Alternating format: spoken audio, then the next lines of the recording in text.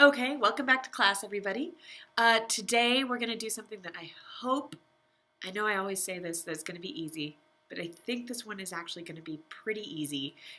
It's called variation technique, and it's also a form that we're going to learn about called theme and variation. So it all kind of ties in together. It's the same thing. And yeah, if you have any questions, again, please ask. And you're just going to have one assignment. It's going to be assignment 7.1, and you're going to be given a theme, and then you're going to be asked to write 5 different variations on it using the different variation techniques that we're about to learn. So, all right, let's get started.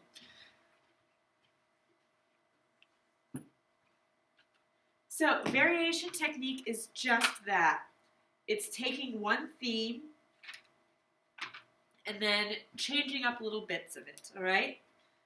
So, or you could call it a technique for modifying a musical idea, usually after its first appearance. You always do the original thing first, right? And then once you know what the original thing is, you do the spin-off, right? So example is this melody right here. Very, very simple melody. Just do.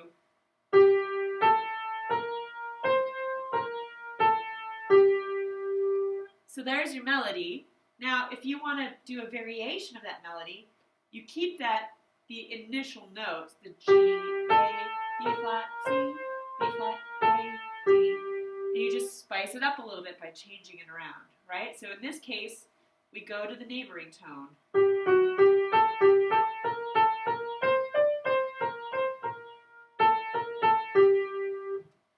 That's all it is. That's what variation technique is. It's so easy, all right?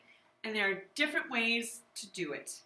So continuous variation is a type of variation technique where there is a repeated bass line, repeated harmonic progression, and repeated rhythmic pattern, and various combinations of all three. So you've got a repeated bass line, the repeated harmonic progression, right?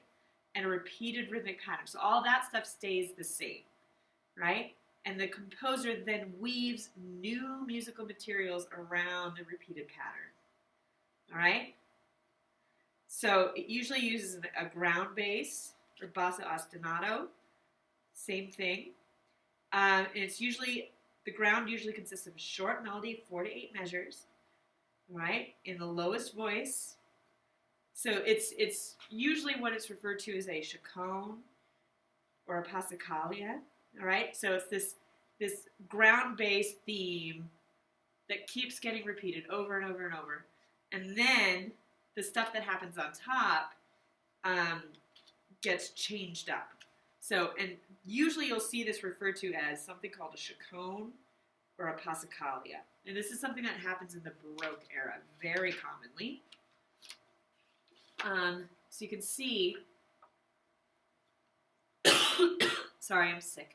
So you can see this ground bass right here is always the same, right? See if I can play it for you. So it goes.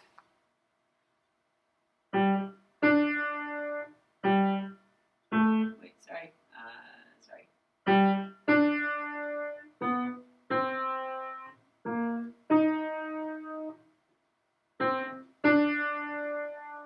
All right, and then it does it again.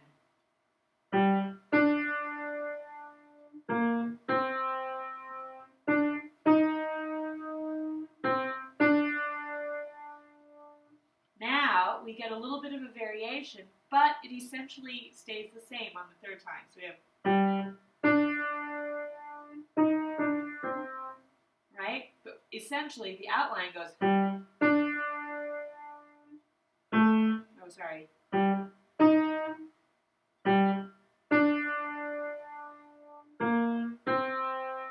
But we get stuff in the middle.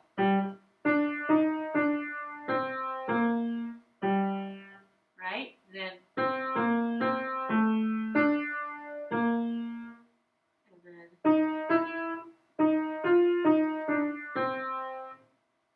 right?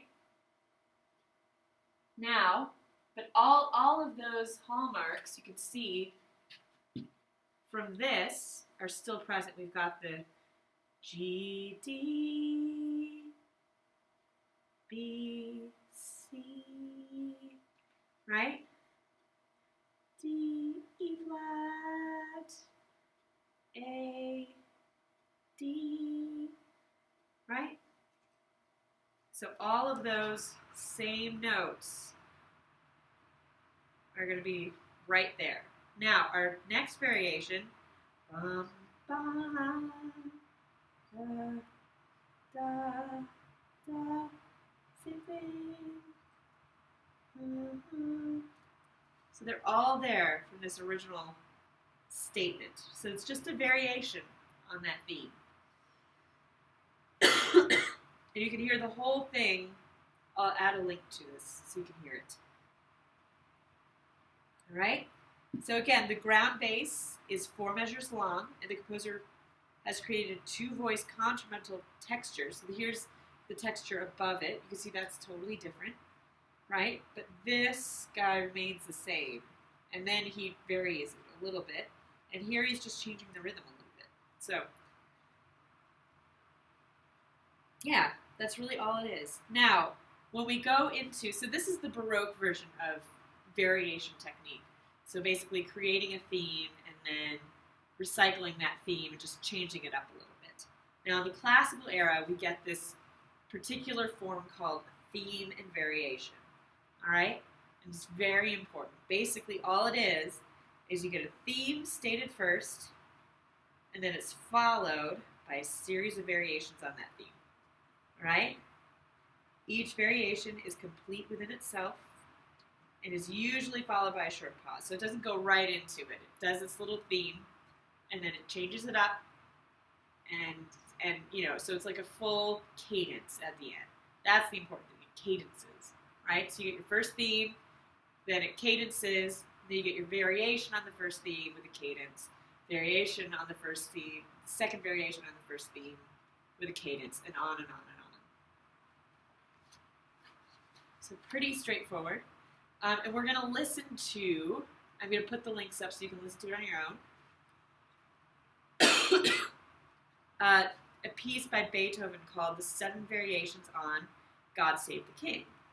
And you guys probably know this.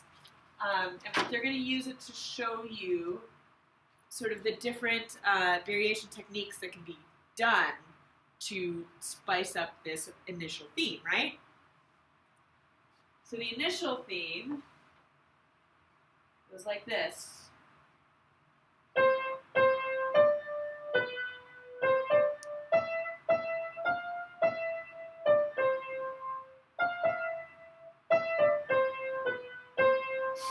You probably know it as My Country 'Tis of Thee. It's actually originally God Save the King. So then he takes this, and you can see he adds a bunch of notes to it. So this is called an embellished melodic line, all right? So all he does is take the melody and change it up, right?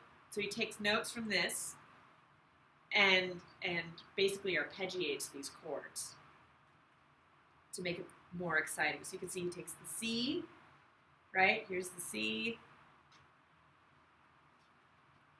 and the G from this chord, right? And the E from this chord. So he takes this chord right here, and he just spreads it out. And then he does it again for the second beat, right? He takes all these notes, spreads it out. So he takes the C and the G, B, G, right? So this B can be like a neighboring tone or something, even if it's not in the chord. Right? And he also, notice, he does something else, which is he changes. So here's C, C, D, B, C, D, right? And he actually adds in an extra beat too, so he changes the meter to make it even more different, okay? So this is variation 7. And you can see, if you go through, you'll know note by note. Here's the E's, E, E, F, E, D, C, right? E, E, F, E, D, C. Same thing. So it's all there, it's just spread out. And I will not do this piece justice, so I will have you guys listen to the recordings. All right, and this is just finishing off the tail of that. So that is called embellished melodic line, all right? So it takes the melody line and just sort of adds a bunch of stuff to it, all right? And you can see that they'll add ornaments, they'll add, you know, and it can be in different rhythms. It doesn't necessarily have to be straight 16th notes. It can be a lot of different options, all right? Now, the other thing you can do is introduce a unique rhythmic figure, right? So this one, notice we've got ba da da da da da da da da, but it's all there, right? So here's our line, and here it is with the rhythm.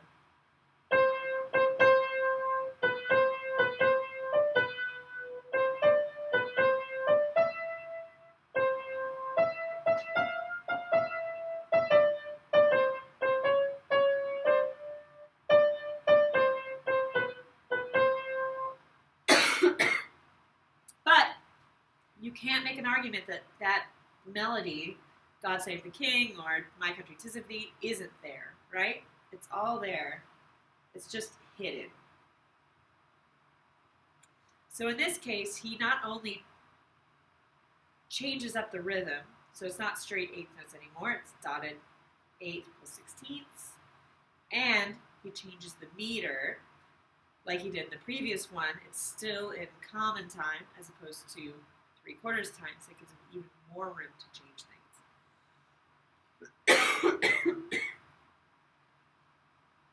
Also, you see embellished melodic line.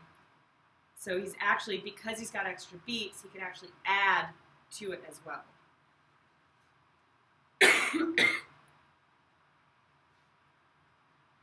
Okay? So here, you can see C, C, D, B, C, D. It's right there. All right? So in variation 5, as opposed to this is 6, variation 5, you'll see a couple of things. Now, one thing he does is he changes the mode. So he goes from C major to E flat. All right? So that's one thing that changes. So we go to the parallel minor. So he switches to minor mode. So instead of, it goes,